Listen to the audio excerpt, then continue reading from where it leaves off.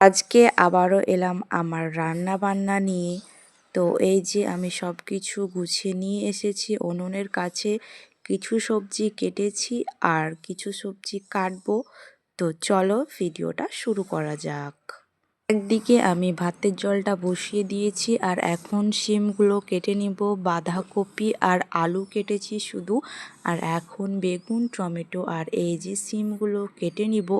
সব সবজি দিয়ে একটা সবজি রান্না করব। শীতে তো এটাই মজা যে শর্টকাটে সব সবজি দিয়ে একটা তরকারি রান্না করলেই হয়ে গেল। যাই হোক, টমেটো বাদ দিয়ে আমি সব সবজি কেটে নিয়েছি। এখন জল পাল্টে পাল্টে ধুয়ে নিয়ে তার মধ্যে লবণ হলুদ দিয়ে গরম জল দিয়ে আর টমেটোটাও দিয়ে ওই দিকের উনুনে আমি চাপিয়ে দিব। তারপরে তো সিদ্ধ হওয়ার পালা।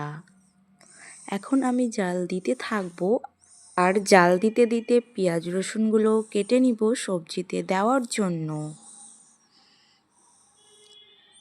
এইদিকে তো আমার ভাত ফুটে গিয়েছে দেখছি, আর ওইদিকে সবজিতে কিছুই বলছি না। তারপর কিছুক্ষণ পর এই যে একটু ফুটেছে, আর এখন আমি সবজিটাকে নামিয়ে নিয়েছি। সবজি সেদ্ধ হয়ে গেছে আর এত ধোঁয়া হচ্ছিল যে দেখাই যাচ্ছে না। তো যাই হোক, এখন আমি হাঁড়িটার মধ্যেই তেল দিয়ে নিব। তো এই যে কেটে রাখা পেঁয়াজ রসুনগুলো দিয়ে ভালোভাবে পেঁয়াজ রসুনটাকে পোড়াতে হবে।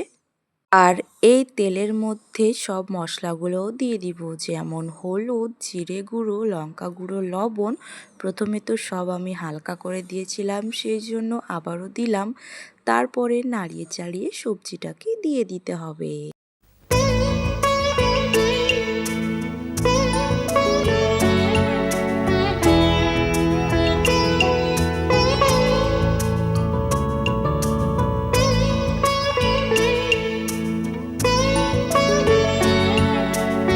আর এই মুহূর্তে কিন্তু আমার ফোনটা পড়ে যায় স্ট্যান্ড সহ।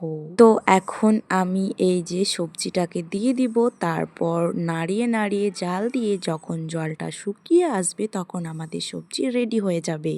আমার কিন্তু রান্নাবান্না কমপ্লিট হয়ে গেছে, তোমরা দেখতে পাচ্ছ। তো আজকের ভিডিওটি তোমাদের কাছে কেমন লাগলো তোমরা কমেন্ট করে জানাতে ভুলবে না, আর চ্যানেলটাকে সাবস্ক্রাইব করবে।